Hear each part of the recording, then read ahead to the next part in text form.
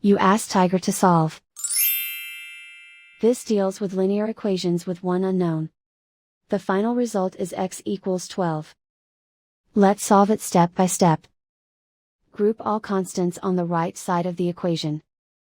Add 2 to both sides. Simplify the arithmetic.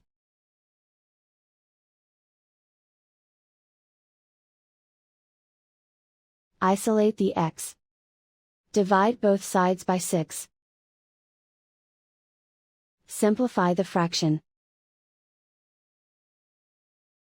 Find the greatest common factor of the numerator and denominator.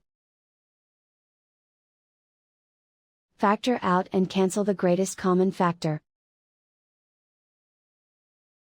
And so the final result is x equals 12.